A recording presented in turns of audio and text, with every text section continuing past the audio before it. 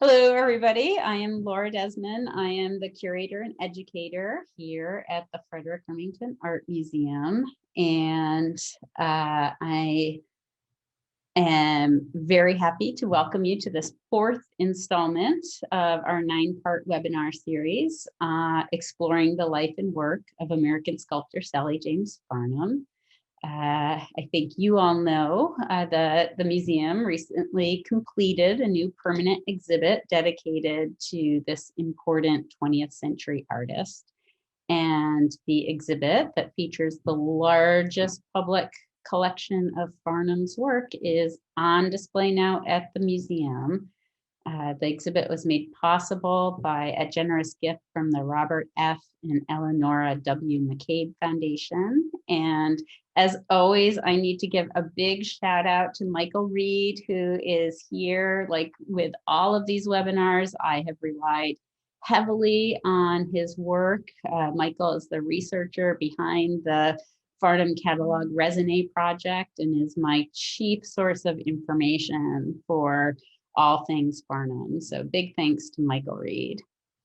So today's webinar considers Farnham as a pioneering woman artist who broke new ground for women in the field of sculpture, explored themes of female power and independence in her work, and who served in her capacity as a famous artist as a model of womanhood and career achievement that defied many of the normative social expectations of her day. I'll open with the shot of Farnham posed with the clay model for her soldier, which is part of her 1905 The Spirit of Liberty, a soldiers and sailors monument that is located here in Ogdensburg, New York. Farnham is clad in smock and bloomers, the clothes of a working female sculptor.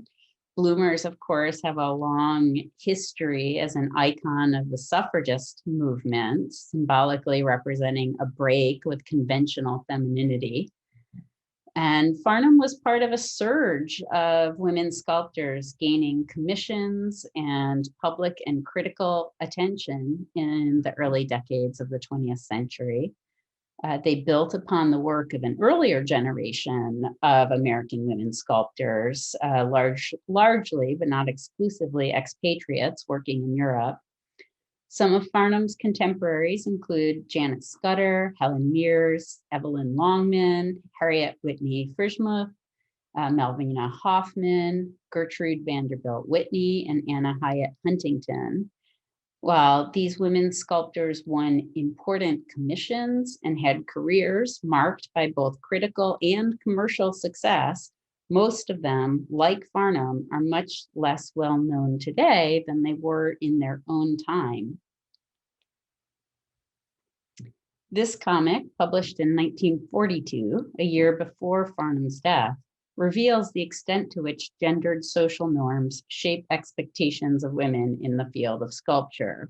While Farnham is fortunate to have her own name acknowledged, Gertrude Vanderbilt Whitney is referred to here by her husband's name. She's Mrs. Harry Payne Whitney, despite being this extremely important sculptor, art patron, and collector who did really monumental things for contemporary art in America.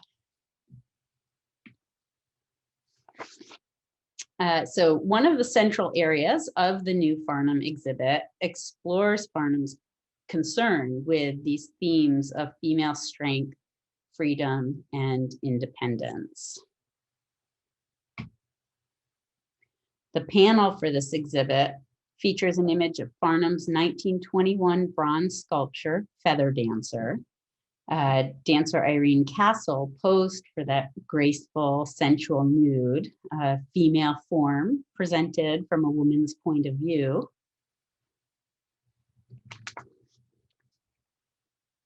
And the title of that area of the exhibit is Never by Any Chance a Sculptress, which was also the title I gave to today's webinar.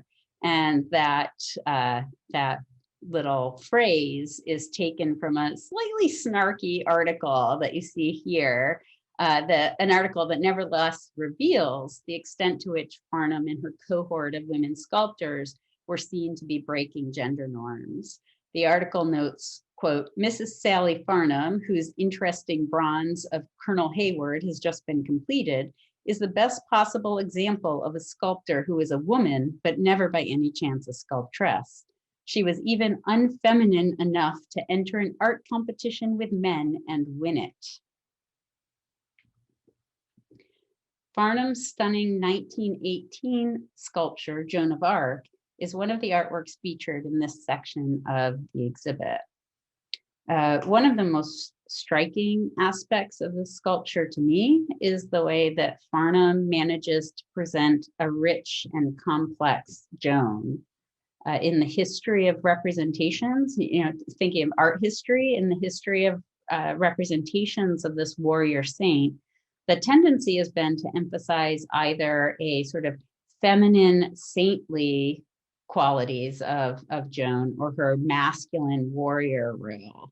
And Farnham's Joan is indeed armored like a soldier, but Farnham manages to emphasize Joan's spiritual force as she casts her gaze heavenward.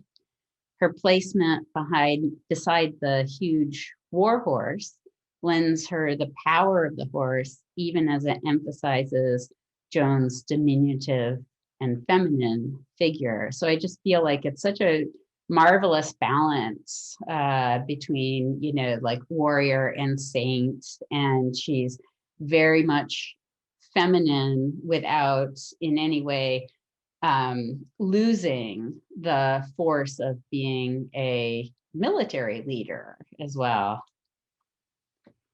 Here's another view of that sculpture.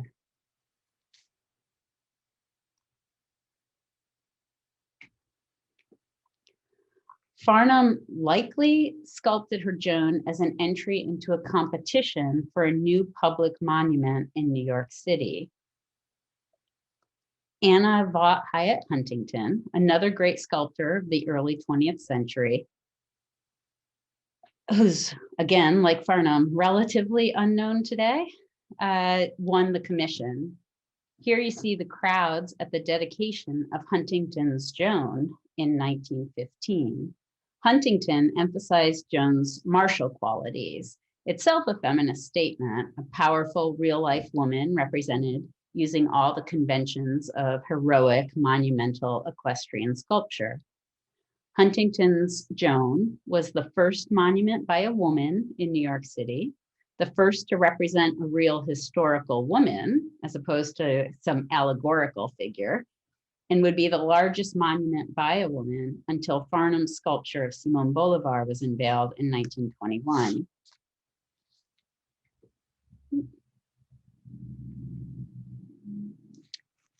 Here we have Farnham with the model for that Bolivar, that massive Bolivar monument. This 1919 press photo really reveals just how big the Bolivar model is when you see Farnham in her coveralls standing beside it.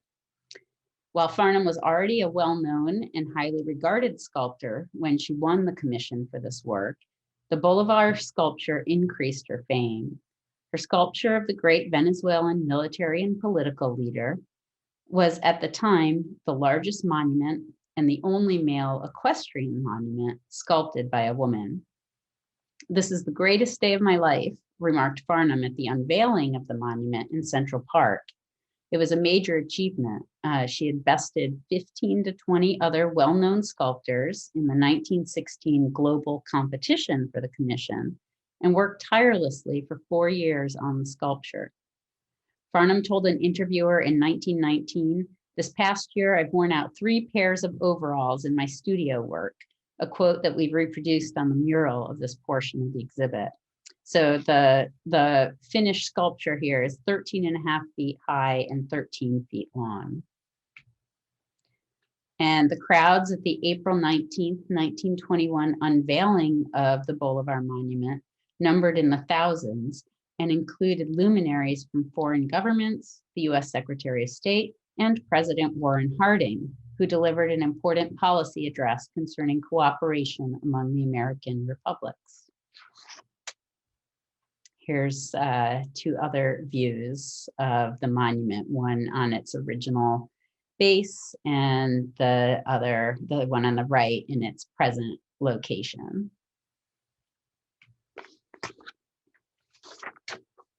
To my knowledge, this is Farnham's only female equestrian work.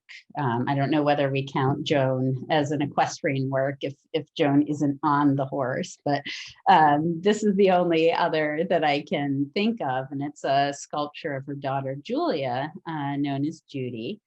And, I don't know if the work was cast. It's here we have an image of the maquette.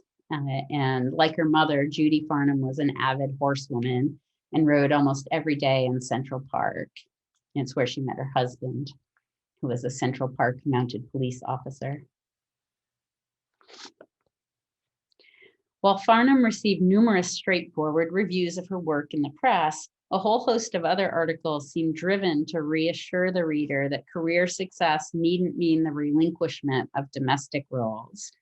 This article asserts that while the present age has seen the strong advancement of women in the professional world, few women have been able, in the words of the article, quote, to make good in their natural dominion, the home, as they succeeded in their careers, end quote.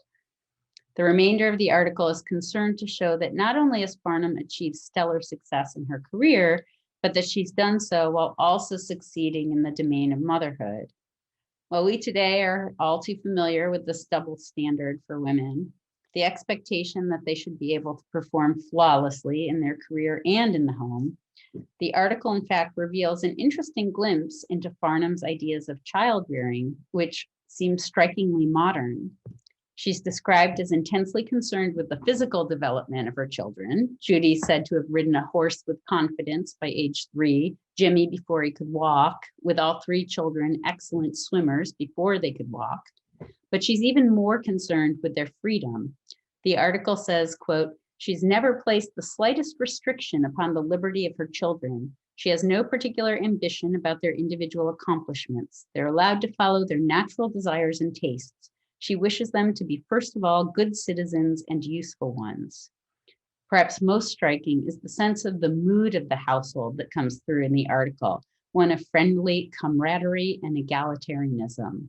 Quote, there's never been a question which the entire family does not discuss, end quote. And that's something that pervades other interviews with Farnham or little slice of life pictures of her life in her studio apartment, very much one of friendship and camaraderie between Farnham and her children.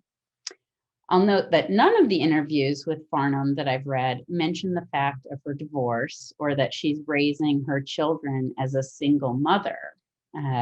She's unconventional in these respects as well. She married relatively late at age 27, didn't begin sculpting until she was 32, and was divorced when she was 45 years old.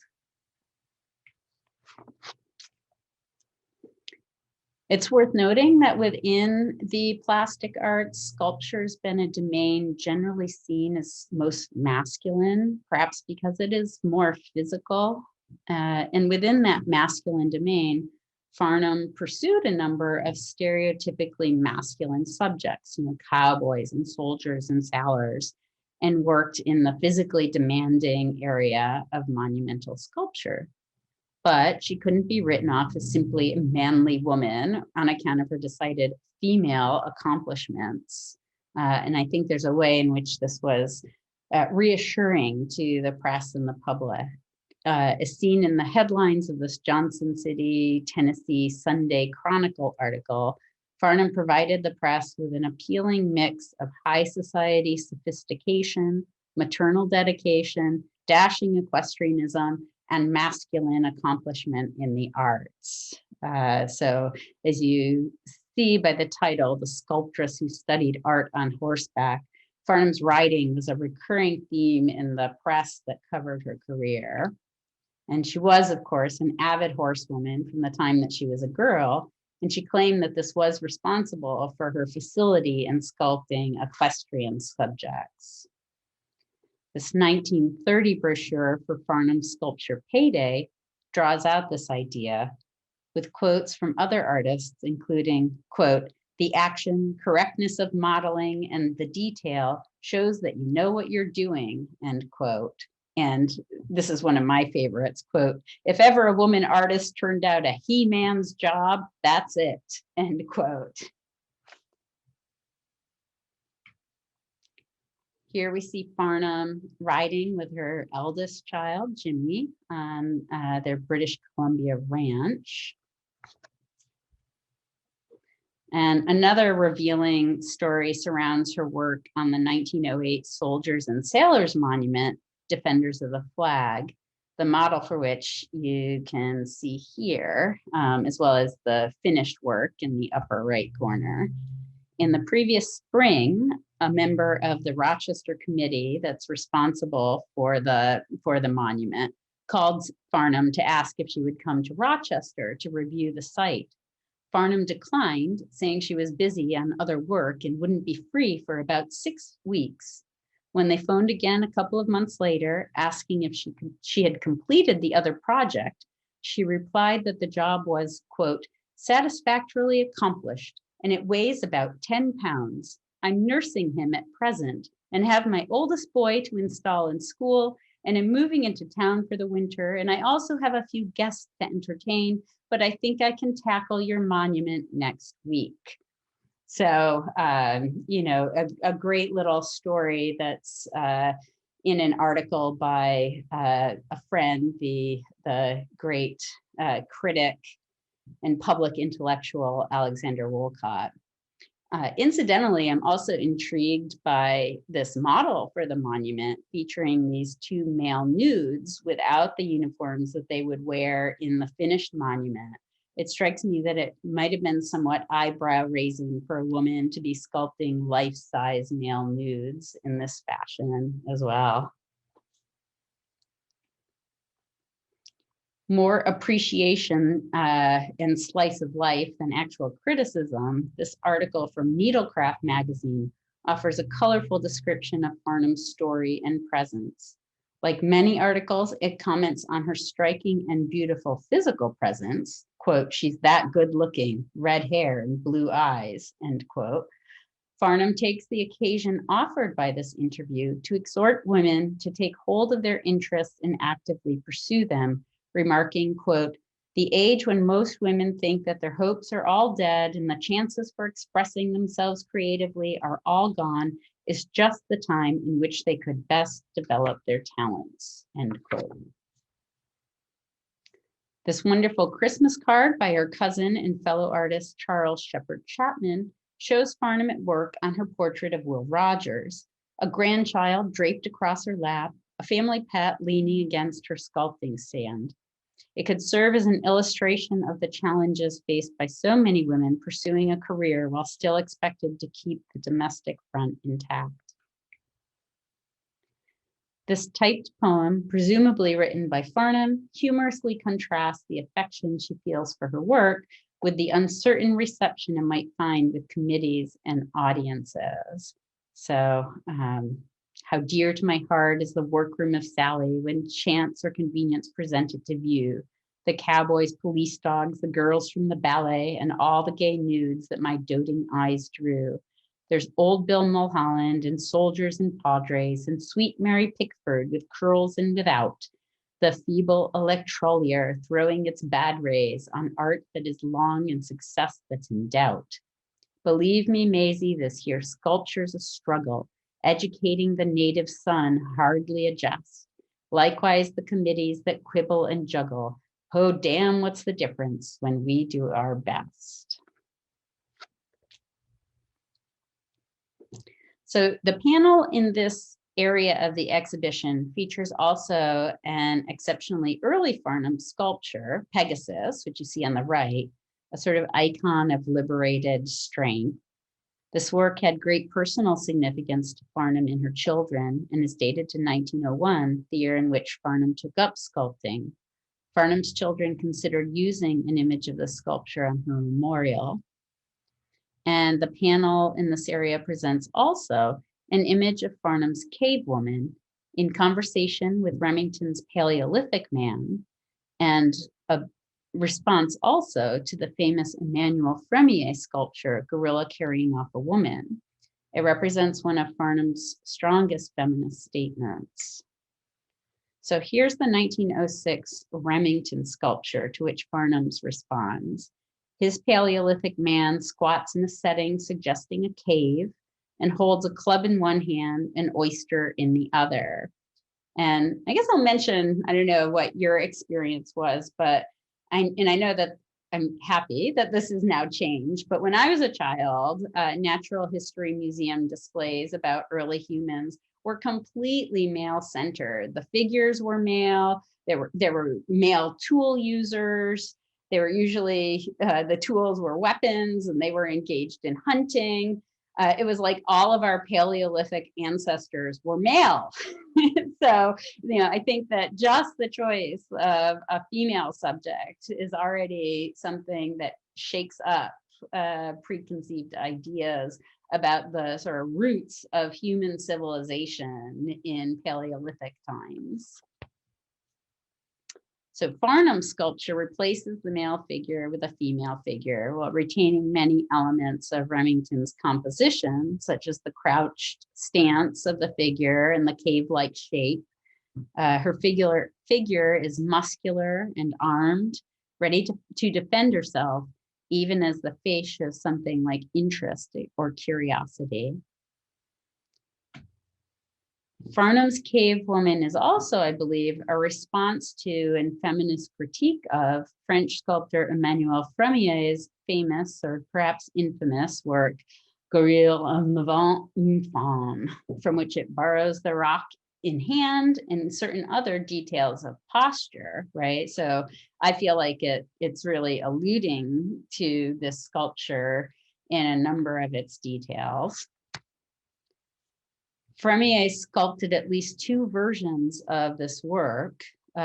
His first, Gorille femelle en levant une négresse, so a female gorilla carrying off a Black woman, was a scandal and a sensation when exhibited behind curtains at the Paris Salon of 1859. Depicting the newly discovered primate. So the first specimens of gorillas had just been brought to France a couple of years earlier, and Fremier himself was engaged in creating the scientific sketches of those gorillas. Anyway, so the sculpture depicts the newly discovered primate running with the inert body of a Black woman. And when it was displayed, it was a flashpoint for controversial ideas about evolution, about race, and about gender. And it was such a controversy, the work was destroyed 2 years later. Here's another view of that same work. But Fremier revisited the theme in 1887 with Gorille en levant une femme, which this time won the Medal of Honor at the Paris Salon. The new sculpture replaced the body of a Black woman with a struggling white woman, and the female gorilla with a visibly male gorilla who holds a chiseled rock suggesting tool use or tool appropriation.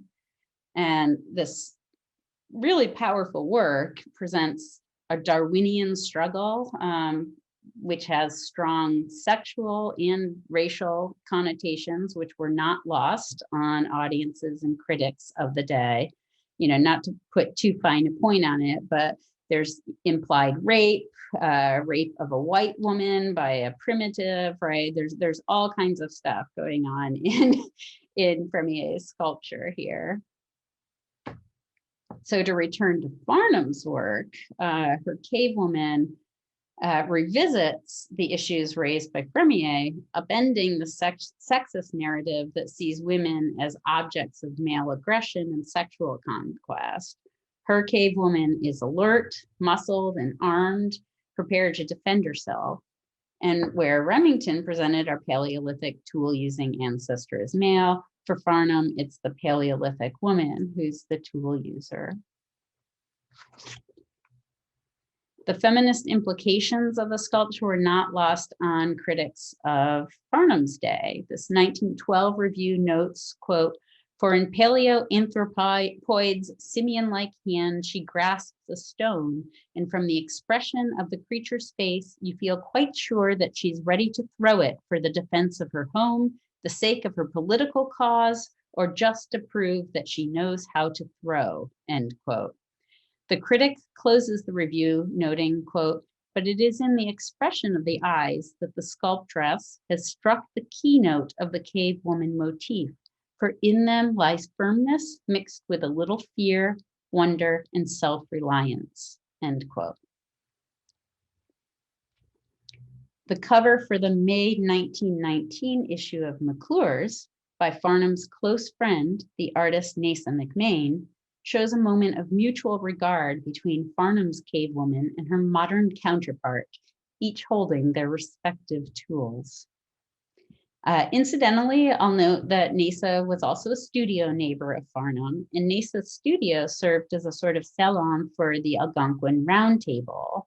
The writers, actors, dancers, critics, pundits, and visual artists who passed in and out of the studio spaces there at 57 West 57th Street were among the great free thinkers of the day and provided amusement, intellectual stimulation, and artistic inspiration for Farnham.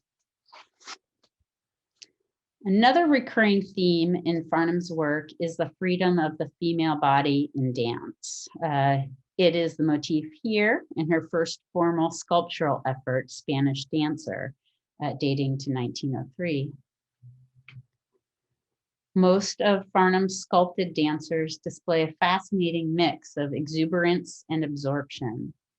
Of this work, a 1905 critic wrote, quote, "The spectator does not think so much of a bronze figure as he does of the fact that from the topmost knot of hair to the exaggerated heels of the woman's slippers, he's looking at the incarnation of all that is meant by the title," end quote. Farnham had been sculpting for only 2 years when she received her first significant commission for a large-scale sculpture. The work she created, Bacchus Fountain, was ambitious, complex, and daring, depicting 3 life-size nude female figures dancing freely around a column on top of which a young boy is seated. Not only was the work a bold exploration of female freedom through dance, it also demonstrated Farnham's ability to design site-specific work on a grand scale. Farnham wrote this poem beneath the photo of the Bacchus Fountain model. The poem was also inscribed on the plinth of the finished fountain. The poem, and I can read it here if, in case it's not visible to everybody. "In Arcadia, blessed spot, sans reproach and sans culotte, graces of alluring shapes played and danced among the grapes. None to question, nor to hamper, not on joy to put a damper. Joyous spontaneity, knowing no propriety. Shall a maiden stiffly bodiced stand the type of all that's modest? Or the consciousness of virtue be expressed by shoes that hurt you? Would the all-wise power saw fit to unlace our lives a bit, give us room to breathe and be like the gods in Arcady." So the poem makes clear Farnham's idea that dance can be an occasion for women to leave behind the constraints associated with conventional femininity and also reveal perhaps the irrationality of those constraints. And a benefit to working at home with children, Farnham's eldest child, Jimmy, posed for the figure of the boy atop the Bacchus Fountain.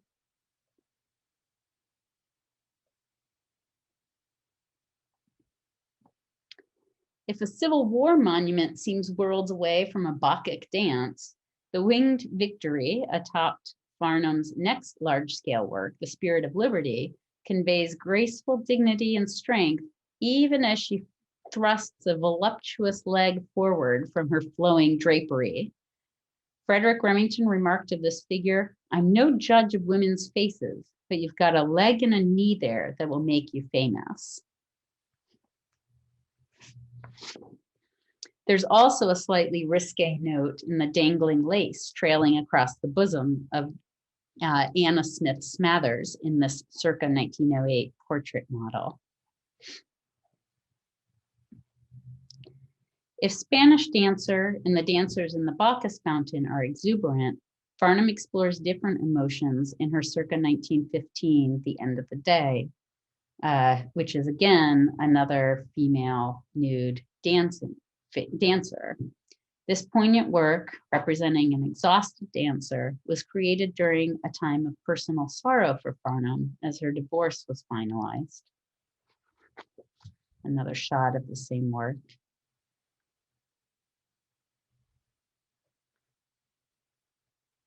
In 1922, Farnham's friend Irene Castle commissioned her to enlarge her earlier studio work, The End of the Day, in marble for her husband's grave in Woodlawn Cemetery, Bronx, New York. The work was carved in marble by Robert Bailey, and by the early 1950s, the original marble had become discolored, so Castle had this bronze replacement on the right cast. The original marble is in the collection of Brook Green Gardens in Murrells Inlet, South Carolina. But Farnham would continue to explore the theme of the female body in dance in her 1921 work, Feather Dancer, which forms the backdrop for the panel in this section of the exhibition. Farnham's friend, the celebrated dancer Irene Castle, posed for the work. Other women sculptors of the period also attended to this theme, offering a female rather than male perspective on the female nude body. I'll be interested to hear your thoughts in the Q&A about how, if at all, a woman's perspective on the female body might differ from a male perspective. And a final example of this motif is Farnham's 1925 Marina.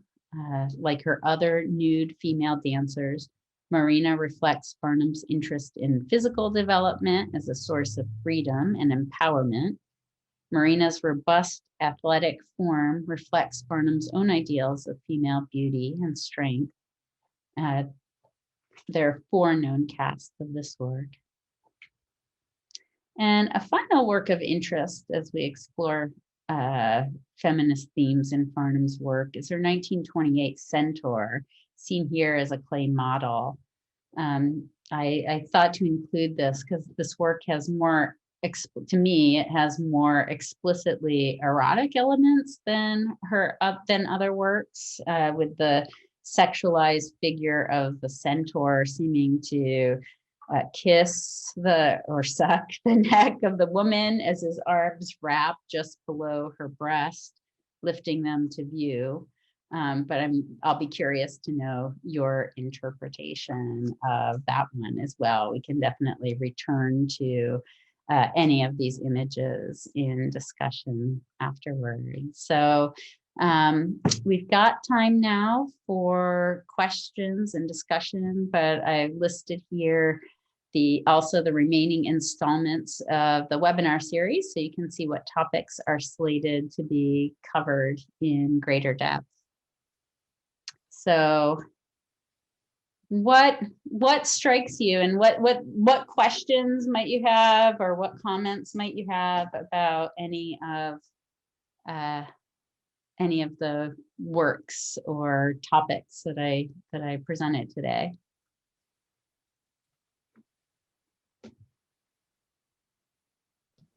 Well, I will say that she was, can you hear me now? Yep. Here we go. I would say that she was certainly, I don't know much about that era in our history, except for flappers, and all that stuff, but she was really ahead of her time. Holy mackerel. I mean, she's seems to be a person. I mean, if she got transported time traveled and plopped down in Ogdensburg today, she would be she'd be a leading person doing the same thing that she did then, but in our time. Yeah, I mean, there's a way in which we kind of have that idea that artists tend to be free thinkers and ahead of their time, right? More generally, maybe because of the kind of experimentation that they're doing all of the time. But I agree that, she is such an outstanding example of, in her artistry and in her personal life. She does seem to be, quite exceptional to me too. I would agree. I would agree with everything that you say. The other thing I noticed that she would have felt right at home during the COVID era because she was working from home with the dogs and kids. Right. Yeah. When I was thinking about that Christmas card, I was very much thinking of that as in line with so many of the COVID pictures that we've had of everybody trying to balance career and domestic life, all together in their domestic space. I got one last question, then I'll shut up. Were the other female sculptors of the time given as much coverage as she seemed to have accumulated? Well, yes. I mean, in many cases they were, and in all cases there was sometimes a sort of patronizing treatment of them, like, oh, look what the little woman can do, that sort of framing of their accomplishments. But I think that overall, I mean, you saw the image that I shared of the huge crowd that was there for Anna Hyatt Huntington's Joan of Arc on Riverside Drive in New York. It was a big gathering for the unveiling of that monument. And right, this was the period of there were regular suffragist marches in New York, and I think that there were plenty of people who saw that as as a political statement, as well as a sort of icon of female strength, and people made that connection. So I think that there was a fair amount of attention in their own day to many of these artists, but then in the course of time, perhaps because of just the networks of patronage, it's hard to say why, but that many of them have fallen into obscurity, like Farnham, so that few people recognize the names of artists that would have been recognizable to their contemporaries, in a way that I think, like, artists aren't all, that even today, a lot of great women sculptors don't have the name recognition that many of these sculptors had. That was a lot.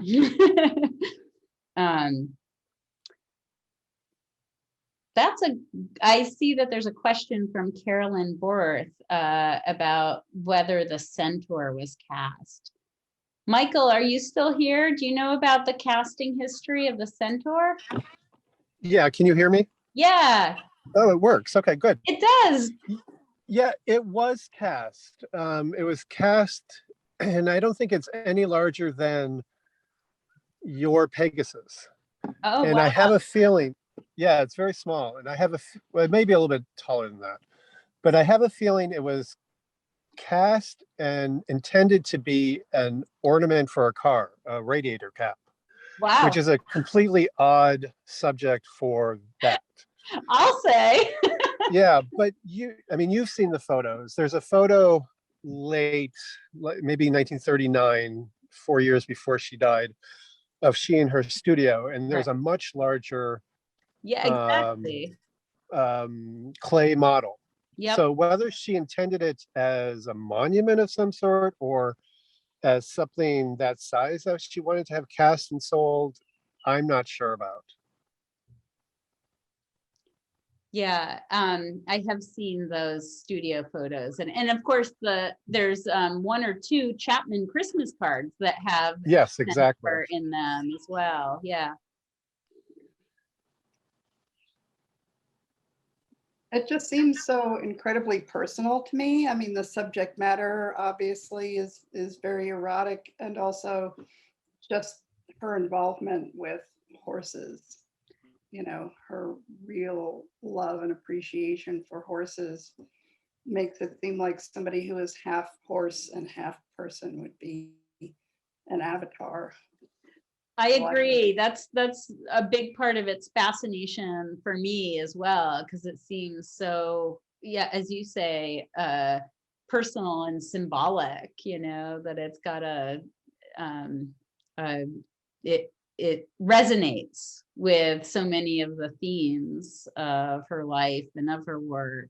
Uh, but yeah, like Michael said, I don't know that we have anything to suggest that the larger size centaur was cast, even though we know it existed from photos as a model.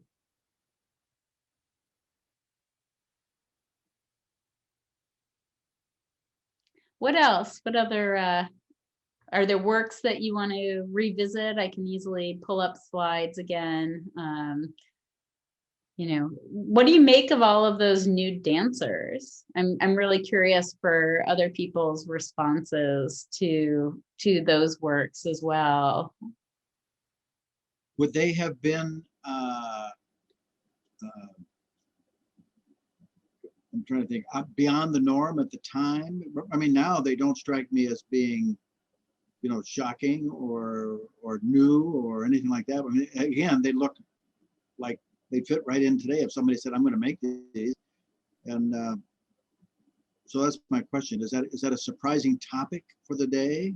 I don't think it's surprising. I mean, I think both male and female sculptors were creating female nudes. I mean, it's certainly one of the more well-represented subjects in the history of art. But I think that something that strikes me about Farnham's dancers in particular, and maybe those of some of the other women sculptors, is the sort of sense of the body and movement of the dancer as a form of self-expression. Like, I think that's really striking in one of the last ones that we looked at, Marina, you know, that the figure seems so so individual, as opposed to representing some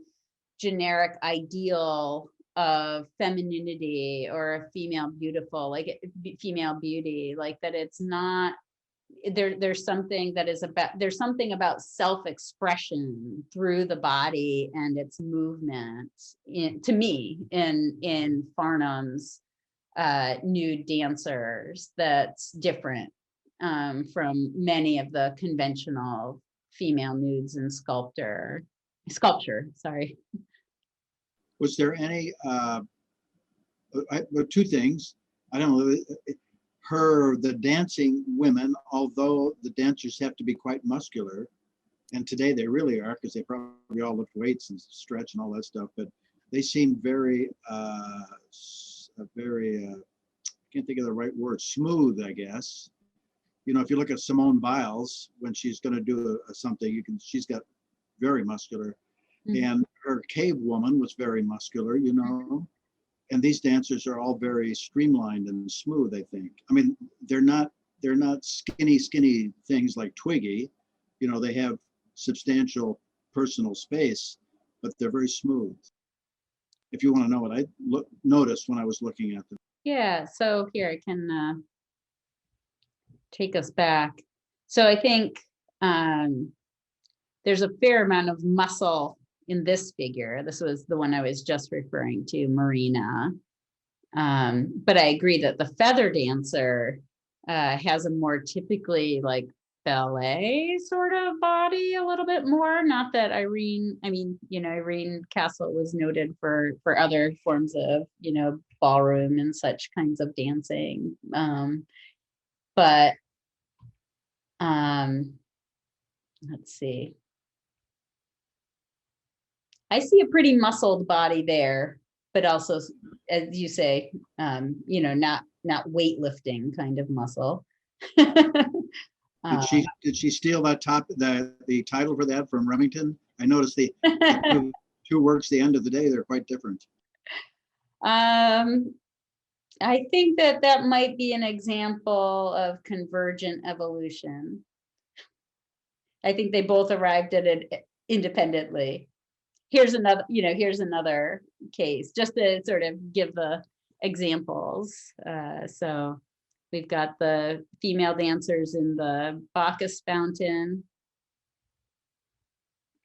I mean, I think that there are that norms of bodily perfection change a lot over history, and you can have equally athletic bodies that look really different in different cultural moments, both within the US and across cultures. And our particular moment really emphasizes a very muscled body, as opposed to, say, moments where the athletic body is more a flexible body. So I think that these would have registered as pretty athletic bodies. I was going to add that they're, for one, they're just beautiful, but it feels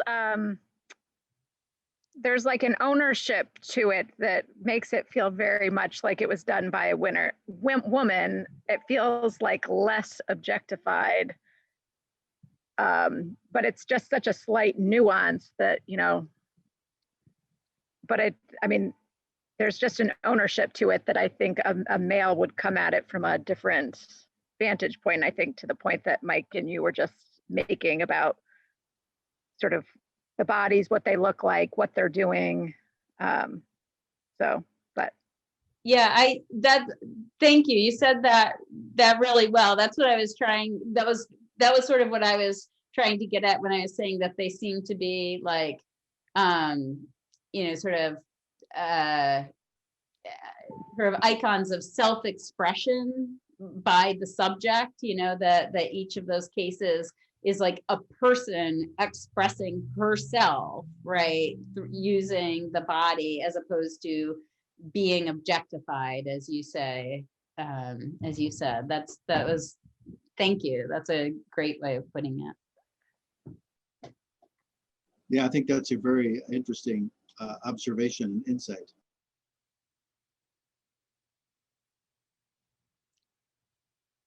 Any other comments or questions?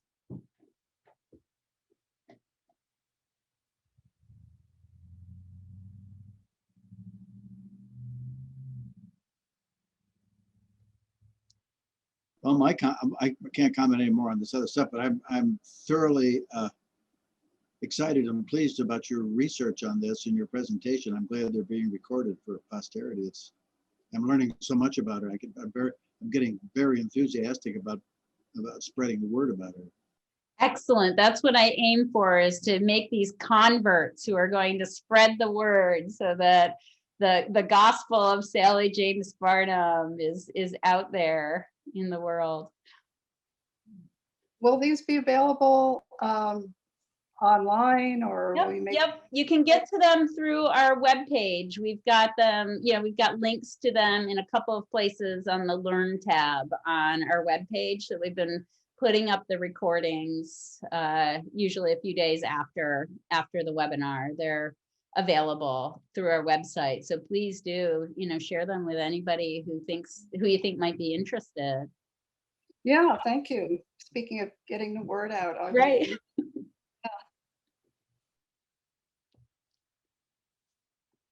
All right. Well, thank you so much, everybody, for coming. I hope that I will see you again this time next month. It will be wonderful to explore. We're going to be looking at some of Farnham's sort of entrepreneurial and philanthropic undertakings, as well as her connection with various other artists and intellectuals of the day. So that's what's up for the month of July. So I look forward to seeing you all, and thanks so much for coming.